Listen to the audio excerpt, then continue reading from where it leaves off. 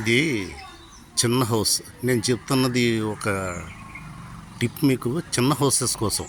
పెద్ద హౌసెస్కి వాళ్ళు ఎలాగ కన్సల్టెంట్ ఇంజనీర్ని పెట్టుకుంటారో అని ఉంటాయి ప్లాన్స్ అవి. చిన్న హౌసెస్, ఇప్పుడు ఈ హౌస్ విడ్త్ వచ్చి 21 ఫీట్ ఉందన్నమాట. రెండు పక్కల సౌందులకి అదే వదిలేక వీళ్ళకి హార్డ్లీ 18 ఫీట్ వచ్చింది విడ్త్, అవైలబుల్ విడ్త్. ఇప్పుడు ఇలాంటి దీనికి మీద ఫ్లోర్లకి బిట్లు కావాల్సి వచ్చినప్పుడు ఏం చేస్తారంటే, ఇది చూడండి ఇంటి ముందు ఉంది కదా, రోడ్డు వైపు వచ్చేలా ఎలా పెట్టుకుంటారు. రోడ్డు వైపు ఎలా వచ్చేలా ఎలా పెట్టుకోవాలంటే, మళ్ళీ డోర్ దాటి, వాస్తు సిద్ధాంతి డోర్ దాటి మెట్లు రాకూడదు అంటారు. యాక్చువల్గా కూడా కరెక్టే, డోర్ దాటిన తర్వాత మెట్లు ఉండాలి. అప్పుడు తక్కువ విడ్త్ అవైలబుల్ ఉండడం చేత మెట్లు హైట్ పెట్టేస్తారు.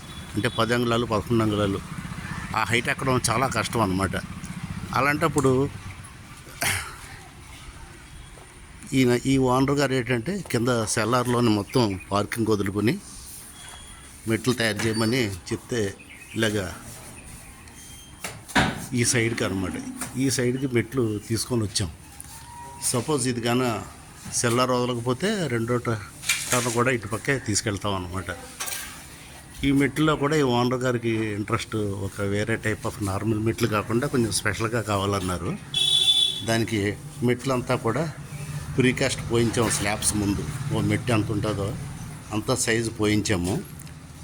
అది కూర్చోపెట్టడానికి ఫామ్ వర్క్ ఇలా తయారు చేసామన్నమాట. అంటే మెట్టు ఇది ఎంత పెట్టావు అబ్బాయి? 10 అంగుళాలు, 10 5.5 పెట్టారు అనమాట. ఈ 10 5.5లో మెట్లు వచ్చేలాగా ఈ ఫార్మ్ వర్క్ అంటే కింద సెంటరింగ్ వర్క్ తయారు చేసి, ఇప్పుడు దీంట్లో బీమ్ వేస్తారు, బీమ్ మీద ఇవి కూర్చోబెడతారు. అది మళ్ళీ రికార్డ్ అయిన తర్వాత చూపిస్తాను.